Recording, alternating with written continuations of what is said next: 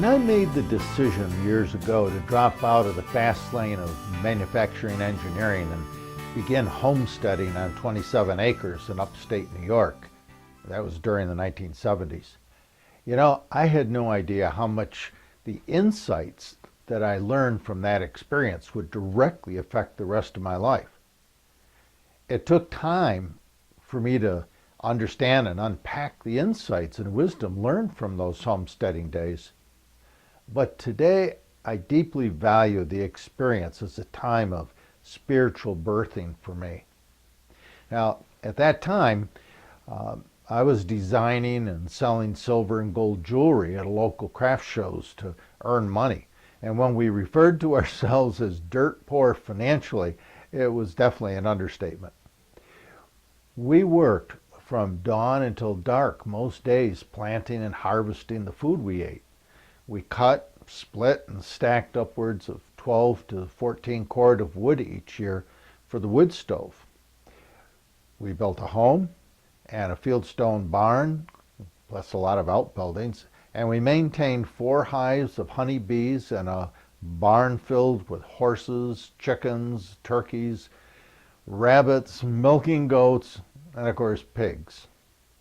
I don't know if you've ever had the homesteading experience, but if you have, you'll recognize what I'm about to say, that it didn't take us long to realize that the good old days of our ancestors were actually pretty much exhausting, never-ending days of hard work, and those days were always focused on survival.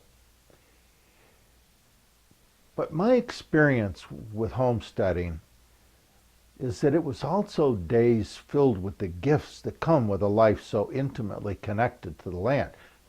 For example, Thanksgivings were a time of great pride for us, knowing that everything on the table, except the cranberries, came from the land and from our hard work. But the greatest insight from the homesteading experience came to me while I was in seminary almost 10 years later. I was sitting in the school library one evening struggling to get my head around the theology of the Christian church. And unlike most of my classmates, much of what I was being taught simply didn't make sense to me. Now, I loved what I was learning about pastoral counseling and psychotherapy, but I was definitely struggling with theology and Christian doctrine. As a religious liberal in a somewhat conservative community, I felt very much like a misfit. I was more than a little discouraged, struggling that night with the possibility of dropping out of seminary. I originally entered seminary because I deeply loved the sense of community created by love and compassion, and my soul wanted to take part in the creation of that kind of community in the world.